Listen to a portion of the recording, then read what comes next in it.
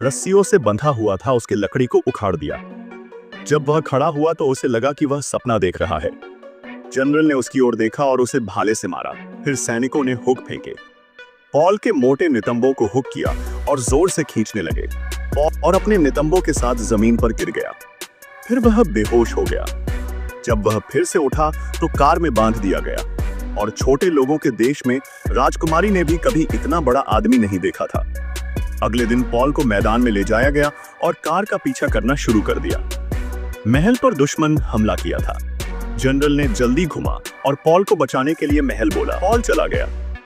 General ने राजकुमारी को बचाने के लिए कूद गया, लेकिन कार्ल जानता था कि जनरल फिर से शेखी बघार रहा है। इसलिए उसने पॉल की बेड़ियां खोल दी और उसे राजकुमारी को बचाने में मदद करने के लिए कहा। पॉल सबसे पहले पहुंचा। उसने दोनों हथियारों को पकड़ लिया और उन्हें तालाब में फेंक दिया।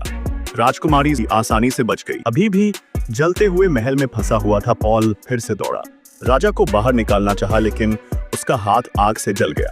उसने अपनी बड़ी पैंट उतार दी और पेशाब करने लगा। आग पूरी तरह से बुझ गई। जब वह मुड़ा तो जनरल के ऊपर भी कर दिया। राजा क्रोधित नहीं हुआ। इसके बजाय उसने उस आदमी को एक राक्षस के रूप में माना। उसने शाम को इसके लिए विशेष रूप से एक मेज बनवाई, लेकिन उस आदमी ने फलों की प्लेट उठाई और उसे मुंह में डाल लिया। लेकिन इससे उसकी बहस करना नहीं पड़ा। जो कहा वह लगभग सच था। लिलीपुट साम्राज्य के लोग उस पर ईर्ष्या भरी निगाहें देखे। दूसरे दिन राजा ने लोगों को समुद्र के किनारे उस आदमी के लिए एक किला बनाने की व्यवस्था की, ताकि उसकी जान बचाने के लिए उसका आभार व्यक्त किया जा सके। तब से वह आदमी लिलीपुट साम्राज्य पर पहुंच गया।